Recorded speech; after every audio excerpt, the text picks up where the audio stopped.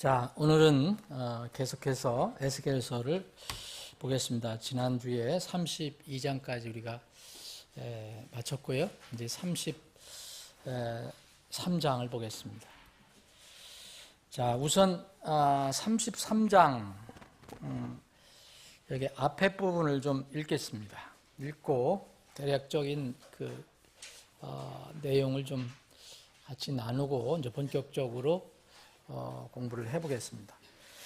다시 주의 말씀이 내게 임하니라. 이르시되 사람의 아들아, 내 백성의 자녀들에게 말하고 그들에게 이르라. 내가 칼을 가져다가 어느 땅 위에 임하게 할 때에 그 땅의 백성이 자기 지역에서 한 사람 취하여 자기들의 파수꾼으로 세운다 하자.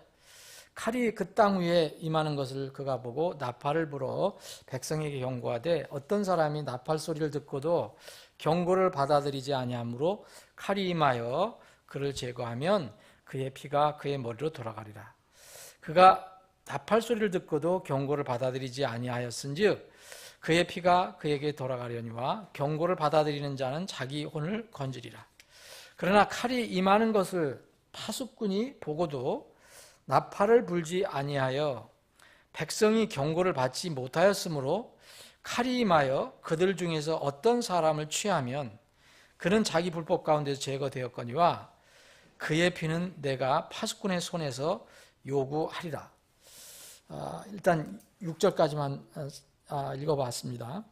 우선 그 33장하고 제가 이제 34장까지 여러분들 같이 공부를 해보려고 하는데, 이 33장은 이제 지난주에도 말씀드린 것처럼 이제 33장서부터 48장까지 16장은 이 에스겔서의 뒷부분인데요. 이스라엘에 관한 주제로 다시 돌아옵니다. 이제 이 전까지는 뭘 다뤘었습니까? 이방 민족에 관한 대언을 다뤘죠. 이방 민족의 심판에 관한 거. 물론 이제 우리가 33장을 공부하면서 앞에 부분을 좀 다시 생각해 보면은 1장부터 3장까지는 그 대언자 에스겔의 부르심에 관한 내용이 나와요. 이제 하나님께서 에스겔을 대언자로 세우시는 내용, 어떤 사명을 주고 어떤 환상도 주시고 하시면서 사명을 말씀하시고요. 그리고 이제 사명을 주신 뒤에 대언자로 세우신 뒤에 4장서부터 24장까지는 이스라엘, 유다, 예루살렘에 대한 심판의 내용을 쭉 이렇게 다루고 있습니다. 긴 그 내용 동안. 그리고 우리가 지난번까지 이제 살펴보았던 그 예루살렘의 심판 대언 뒤에 25장부터 지난주까지 본 32장까지는 이방 족속에 대한, 이방 민족에 대한 심판을 좀 다루고 있습니다.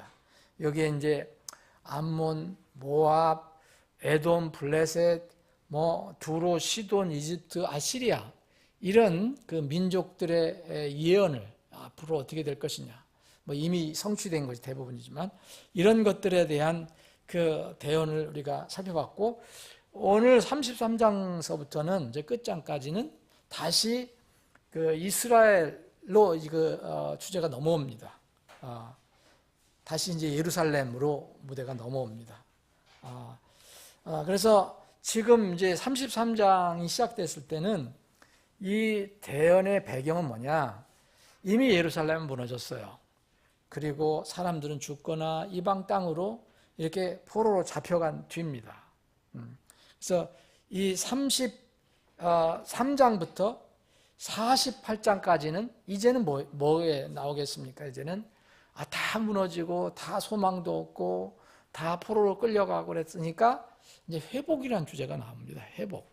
다른 어떤 민족은 완전히 한번 멸망되면 사라져요. 근데 이스라엘은 절대로 사라지지 않는다고 얘기했습니다. 그래서 33장부터 48장까지 긴 장은 이스라엘의 마지막 회복이라는 주제로 나오게 된 겁니다. 이 이스라엘의 마지막 회복이라면 어떻게 됩니까? 하나님의 영광이 임해야 되고요. 그러려면은 하나님의 영광이 임하는 곳이 성전 문제가 나와야 되고, 그래서 에스겔서 뒷부분에는 그 유명한 성전 이야기가 나오는 겁니다. 마지막 때에 관한 이야기에서는 반드시 이스라엘 예루살렘 성전이 빠져서는 이게 이야기가 될 수가 없습니다. 그래서 에스겔서는 그 뒷부분에 나온 그 성전 이야기, 그리고 성전이 회복되기 직전에 이스라엘 예루살렘 중심으로 전 세계에서 어떤 일이 날 것인가, 민족 연합군과 연합군이 이스라엘을 침공하는 내용, 아마겟돈 전쟁 내용. 아마겟돈 전쟁이라는 것은 어떤 한 시기만 얘기하는 게 아닙니다. 이제 요한계시록 19장에도 아마겟돈 나오지만 그 전에 예수님이 오시기 전에도 이런 전쟁이 있다. 이것은 예루살렘, 이스라엘을 공격하는 외부의 어떤 연합군이 공격하는 것은 아마겟돈이라고. 그래서 팔레스타인 지방에서 일어나는 그 전쟁을 이제 아마겟돈이라고 합니다. 근데 이 아마겟돈 전쟁과 이스라엘의 예루살렘 성전, 그리고 주님의 재림, 이런 것들이 이제 연결이 되는 겁니다. 그래서 최근 들어서 이 이야기가 많이 나오는 거예요, 지금. 그거는 이제 제가 이제 시간 되는데 정리를 해서 여러분들하고 나눌 건데, 성경에서 예언한 여러 가지 일들이, 그 유대인들은 잘 예수님을 받아들이지 않잖아요. 예수님 받아들이지, 이게 메시아닉 주라고 그래갖고 유대인이면서 복음을 통해서 거듭나서 그리스도인이 된 사람들, 메시아닉 주의라고 하는데, 이런 사람들 외에는 여전히 지금 이 구약 대언자들이 예언했던 그 초림 예수를 기다리고 있습니다. 초림 그리스도를. 그래서 거기에 이스라엘 그 랍비들하고 얘기를 해보면은 그게 그리스도인이 되지 않은 랍비들은 지금도 초림 그리스도를 기다리고 있어요. 그래서 이런 것들과 맞물려서 이제 앞으로 사건이 이제 진행이 될 것입니다. 그러나 여러 가지 상황이 보면 지금 여러분들이 좀 신경을 써야 할 그런 일들이 지금 벌어지고 있다. 그 성경에 예언된 것도 일어나고 있고, 또 유대인들이 전통적으로 믿고 있던 전해 내려오는 예언이 있어요. 뭐 성경이 나오지 않았지만, 예를 들어 예루살렘 성전에 뱀이 나타날 것이다. 뭐 이런 것들이 이미 한번 나타났다고 하고요.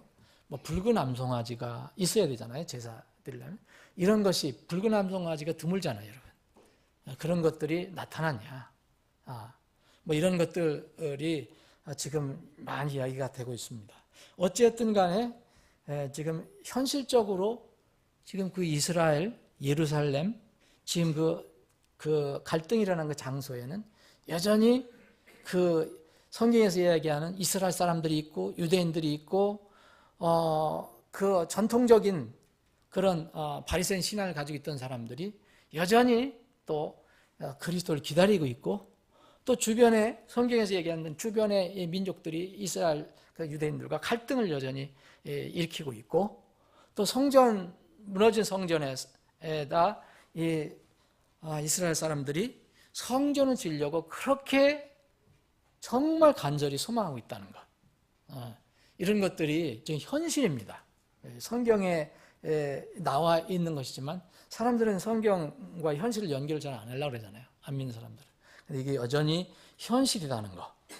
그래서 여기 오늘 우리가 공부하는 33장, 34장 두 장은 이스라엘의 마지막 회복을 위해서 이제 35장부터는 본격적으로 그런 일들이 일어나는데, 35장부터 37장까지는 이스라엘에 흩어진 유대인들이 이스라엘 그 땅으로 돌아오는 내용이 나오거든요. 팔레스타인으로. 그리고 38장, 39장에는 곡과 마곡이 일어나서 아마겟돈 전쟁이 일어나는 거. 그리고 40장 뒷부분에는 이스라엘 왕국이 그리스도의 왕국으로 회복되는 내용이 나옵니다. 물론 이제 성전이 완성이 되고 하나님의 영광이 임하고 이런 놀라운 일들이 일어날 거예요. 이런 것들로 이제 정리가 됩니다. 그러면 33장, 34장은 이스라엘의 그 운명에 대해서 대언을 하게 세워졌던 그 에스겔을 다시 이제 주님께서 세우시는데 어떻게 세우시느냐? 이 대언자 에스겔에게 사명을 재위임합니다. 다시 상기시켜 주는 거죠. 자, 이제 이스라엘이 다시 회복되려니까 이 부분이 필요한 것으로 보입니다. 이스라엘의 마지막 회복을 위해서 준비할 게 뭐가 있냐? 팔레스타인 땅으로 귀환하기 전에 준비할 것이 뭐냐면 하나님의 영광의 귀환과 또 왕국의 도래를 대언할, 소리 높여서 외칠, 정확히 외칠 사람을 다시 상기시켜 주는 겁니다. 그래서 에스겔에게 다시 사명을 이제 다시 알려줍니다. 이 에스겔에게 이런 사명을 다시 주면서 여기에서는 에스겔에게 뭐라고 하셨냐면 대언자라고 하지 않으시고 프라핏이라고 하지 않으시고 이제는 파수꾼이라고 얘기하십니다. 물론 전에도 파수꾼이라고 한 데 있어요. 근데 이제 파수꾼이라는 말씀을 하십니다. 자, 하나님은 무엇이든지 할 수 있는 전능하신 하나님입니다. 여러분들도 그렇게 믿고 저도 믿습니다. 우리가 기도한 것도 전능하신 하나님, 그분의 뜻과 계획에 맞는다면 무엇이든지 이루어질 수 있는 것을 믿기 때문에 우리가 기도하는 것입니다. 이분은 이렇게 전능하신 분이지만 왜 사람들을 이렇게 대언자를 세우고 파수꾼을 세우고 이렇게 많은 사람들을, 하나님 사람들을 쓰시는가?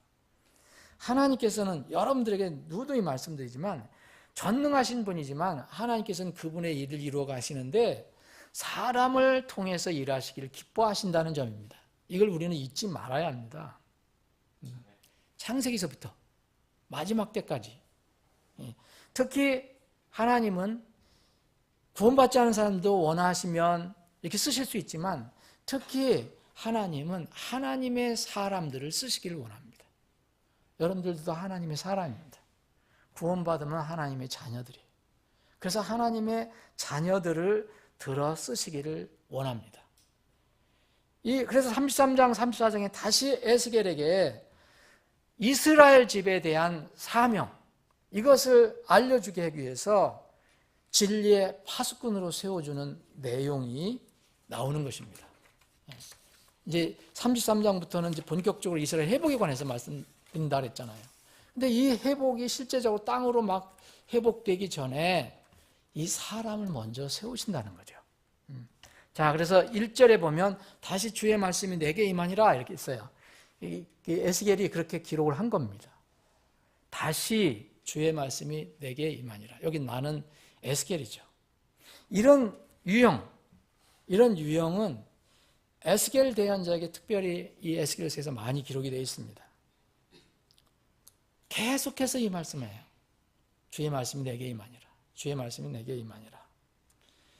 이 구절은 에스겔에게 분명히 주신 말씀이지만 우리는 성경을 읽는 독자로서, 성경을 읽는 사람으로서 이 말씀을 또 마음에 새겨야 합니다.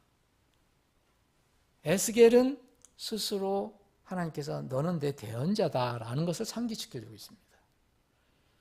에스겔은 자기 말을 하는 게 아니라 주의 말씀을 받는 것입니다. 대언자라는 것은 그걸 얘기합니다. 예언자라는 것은 그걸 얘기합니다. 성경에서 예언자는 세상에 예언자가 있지만 그래서 왜 성경에는 대언자라고 하냐? 자기 생각이 아니고 자기 뜻이 아니고 하나님의 것을 그냥 말로 대변하는 것이다라기 때문에 대언자라는 거예요. 세상에 지금 예언력 하는 사람 있잖아요. 유명한 세상에 뭐 노스트라다무스 같은 사람도 예언자라고 불리잖아요. 근데 하나님의 대언자라고 불리지는 않습니다. 다 프라핏이란 대언자라는 말 안에는 예언한다는 말 들어있지만 세상의 예언자는 그것이 들어있지 않아요. 하나님의 사람이라는 거.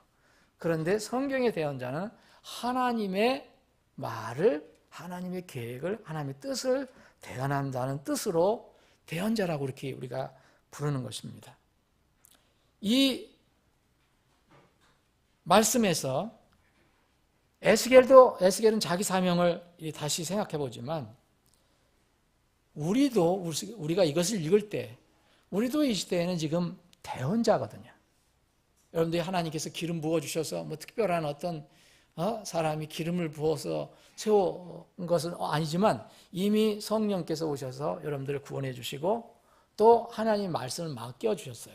그래서 하나님 말씀을 전해요. 이건 그런 차원에서는 대언자입니다.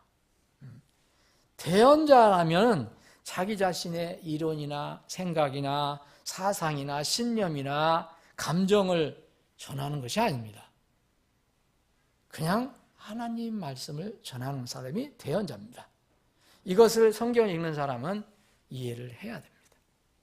자, 여기 2절부터는 이제 파수꾼에 관해서 얘기합니다. 영어로 watchman 그러면 여러분 여러 가지 해석을 할 수가 있어요.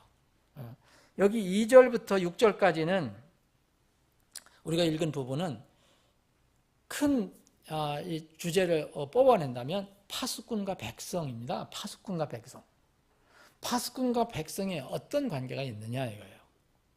일반적으로 파수꾼과 백성의 상호 관계가 있어요.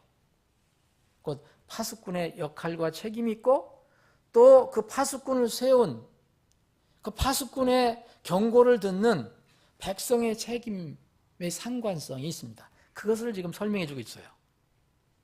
2절서부터 6절까지는. 만약 여러분들이 에스겔서를 쭉 공부해 왔잖아요.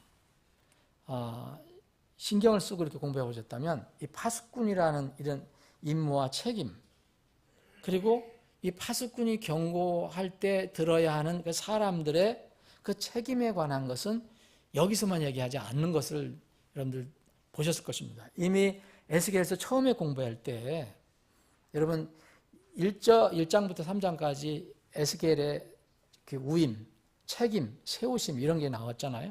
근데 이 3장에 보면 파수꾼의 임무와 책임을 간단하게 기록하신 게 있어요. 3장에 보면.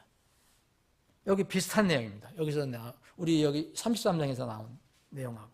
그리고 18장에는 파수꾼이라는 용어는 쓰지 않지만 이제 사람들이 왜 죄에서 회개해야 되느냐, 그것을 경고를 들었을 때 왜 회개해야 되느냐, 경고를 듣지 않았을 때는 그 책임이 누구에게 돌아가느냐, 이런 문제를 상관성을 얘기해 줍니다. 그래서 3장, 여러분 에스겔서 3장 공부할 때, 그리고 18장 공부할 때, 그리고 지금 33장 공부할 때 연결해서 보시면 하나님께서 이것을 반복해서 말씀하시는구나를 알 수가 있습니다. 반복해서, 이 에스겔서만. 왜 하나님께서는, 이 성경의 저자는 성령님이십니다. 성령 하나님입니다. 하나님께서는 왜 어떤 주제를 반복적으로 계속해서 다루신다고 생각하십니까? 그 이유가 뭐라고 생각하십니까? 왜 하나님께서는 여기 에스겔서만 해도 파수꾼에 관한 이야기, 그리고 파수꾼의 역할과 책임, 그리고 그 경고를 듣는 사람들의 책임, 이것을 왜 반복적으로 얘기하십니까? 왜 이 주제를 그렇게 다루십니까?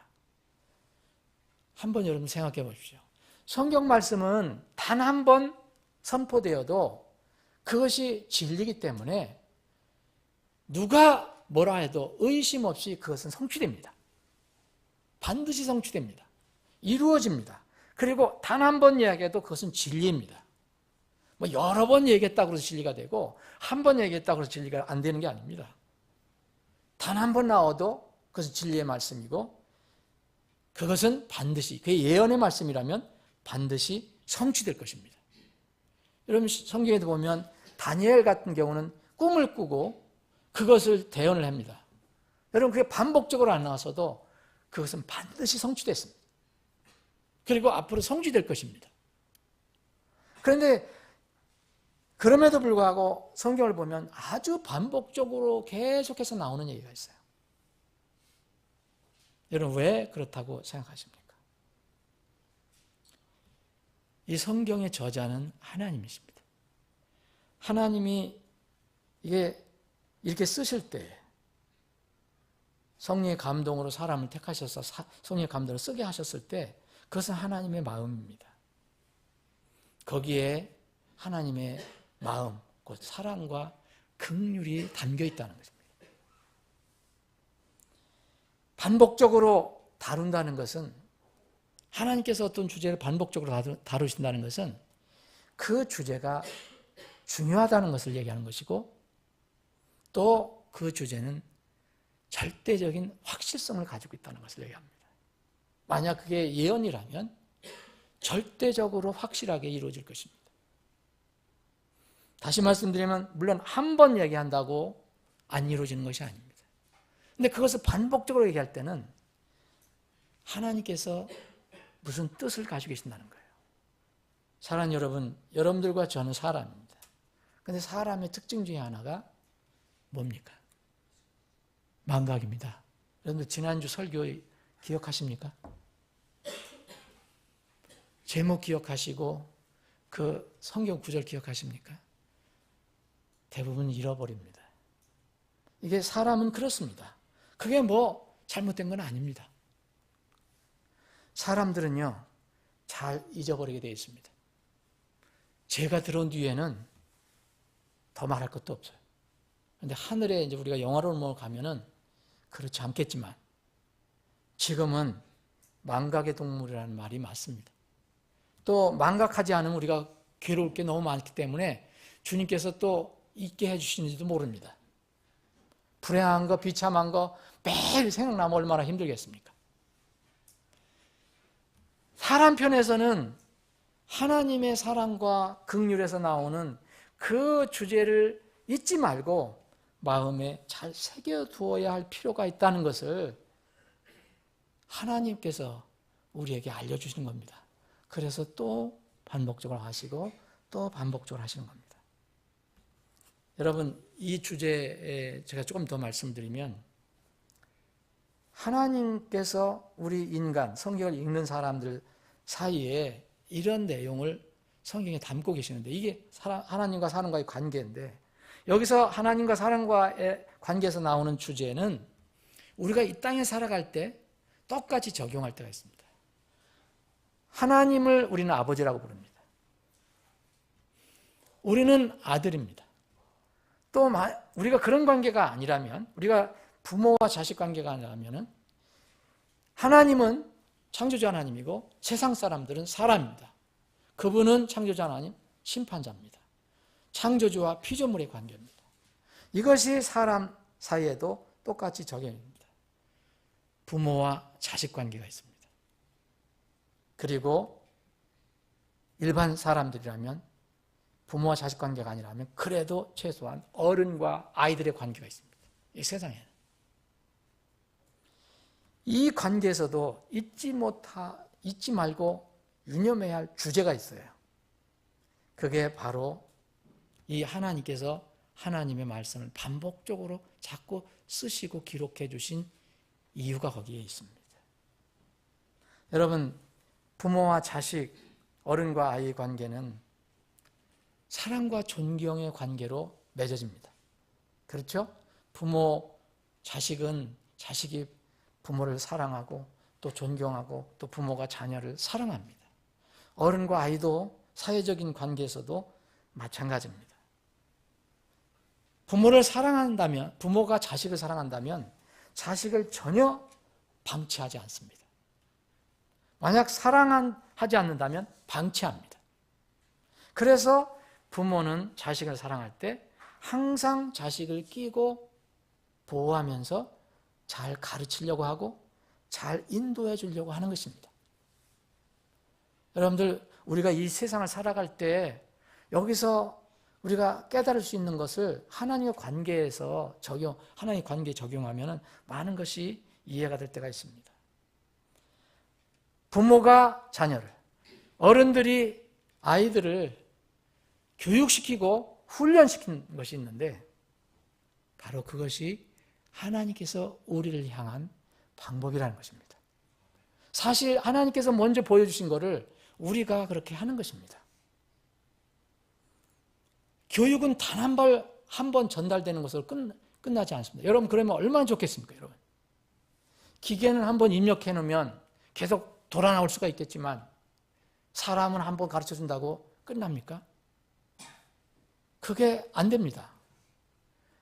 마찬가지입니다. 하나님께서 우리에게 뭘 가르쳐 주시고 뭘 강조해 주시고 경고를 해 주시고 주의를 기울게 하실 때는 단 한 번의 선포로 끝나지 않습니다. 그래서 성경은 교육과 훈련을 이야기하는 겁니다. 교육은 반복적인 훈련으로 연결이 됩니다. 교육을 자주자주 하면 훈련이 되는 것입니다. 반복적인 가르침과 인도하는 것, 이런 교육과 훈련이 때로는 서로 간에 피곤을 가져올 수가 있습니다. 여러분 부모님들도 한번 생각해 보십시오. 귀찮아질 수도 있습니다. 그렇죠?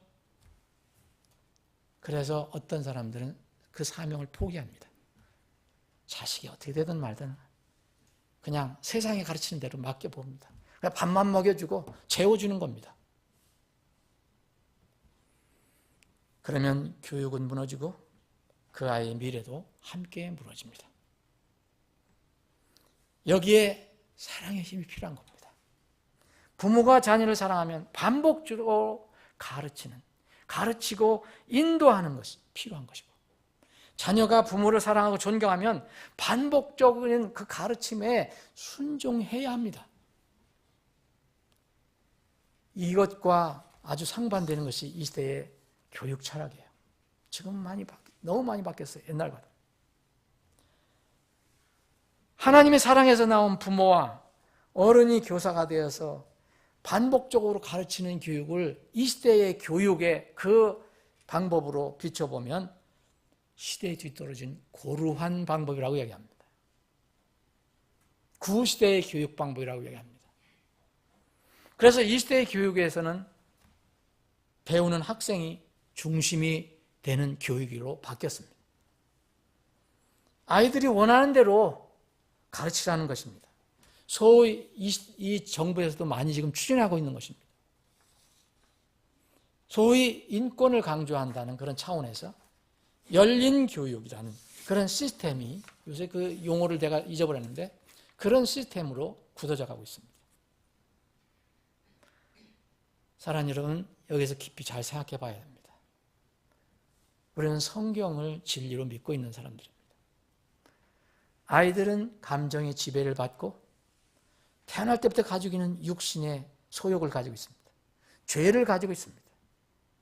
그래서 감정의 지배받고 선과 악, 진리와 위선, 거짓과 참을 구별하지 못합니다. 아이들은 그렇게 이성으로 훈련되기 전까지는 그게 불가능합니다. 감정만 가지고 있습니다. 본성만 가지고 있습니다. 물론 순수한 마음은 있습니다. 순수한 마음이 있다는 것은 교육과 훈련을 전제로 하는 것입니다. 누군가는 가르쳐줘야 한다는 거예요.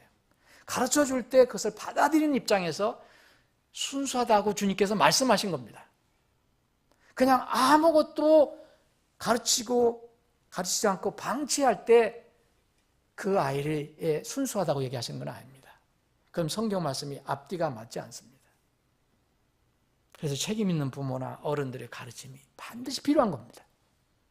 그런데 불행하게도 부모와 어른들의 가르침을 지금 이 시대는 잔소리로 듣고 있습니다. 잔소리. 여러분들도 많이 경험하셨을 거예요. 여러분들 자녀들 얘기하면 잔소리로 듣지 마라 라고 얘기하죠, 우리가. 근데 아이들은 잔소리로 듣습니다. 왜냐하면 아침에 얘기한 것도 점심에 얘기하고 점심에 얘기한 것도 저녁에 얘기합니다. 왜냐하면 그들이 똑같이 반복하기 때문에. 그래서 잔소리 교육이라고 하는데, 그것을 잔소리로 받아들이는 그런 시대는 하나님의 말씀과 떠난 시대입니다. 이 시대의 교육 방법이 무슨 현대적인 교육 방법이라고 하지만 제가 믿기로는 성경에서 많이 떠난 교육 방법입니다. 그 열매는 반드시 좋지 않습니다. 그것은 거두어야 합니다. 성경이 이렇게 두꺼워야 할 이유가 뭐겠습니까? 예언도 그냥 간단하게 한 번 선포하고 선포, 과정, 결과만 딱 얘기한다면 이렇게 두꺼울 필요 있습니까, 여러분? 성경이 왜 이렇게 두껍습니까? 번역을 요새 하면서 다루면서 왜 이렇게 두꺼운가? 맞나? 나가지를 않습니다. 왜 이렇게 두꺼운가? 소설책을 하나 번역한다면 벌써 했겠는데 해도 또 나오고 해도 또 나오고 한 마리 또 나오고 한 마리 또 나옵니다. 왜 이렇게 두껍습니까? 이 성경의 저자는 누구입니까? 하나님이십니다. 만약 이 하나님 말씀, 반복적으로 자꾸 말씀하신 하나님 말씀이 구시대의 인물이라고, 사물이라면 하나님도 구시대의 인물로 보려야 합니다. 여러분, 아이들이 원하는 대로 가르쳐주면 부모님들 정말 기도하며 들어야 합니다. 아이들이 원하는 대로 가르치면, 그런 교육이라면 그것은 사실상 그 아이들을 더 무섭고 더 강한 죄인들로 양성해 나가는 교육이라는 것을 알아야 합니다. 다른 방법 없습니다. 방치해 보십시오. 밥만 먹이고 옷만 입혀줘서 그냥 키워보십시오. 반드시 그렇게 됩니다. 그래서 아이가 마땅히 갈 길로 아이를 훈련시키라고 한 겁니다. 그리하면 그가 늙어서도 그 길을 떠나지 아니하리라. 사랑하는 여러분, 오늘 여기서 파수꾼에 관한 이야기, 이 파수꾼에 관한 이야기는 반복적으로 자꾸 하나님께서 이렇게 경고를 해라, 이렇게 하지 말게 하라 하신 이유가 뭔가? 우선 하나님께서 오늘 왜 반복적으로 말씀하셨는가? 왜 반복적인 주제가 또 여기 33장에 또 나오나? 그 부분을 오늘 좀 살펴봤습니다. 계속해서 다음 주에 계속 살펴보겠습니다. 여러분, 기도도 반복입니다. 여러분, 하나님께서 우리 한 번 기도하는 거 들어주시면 뭐하라?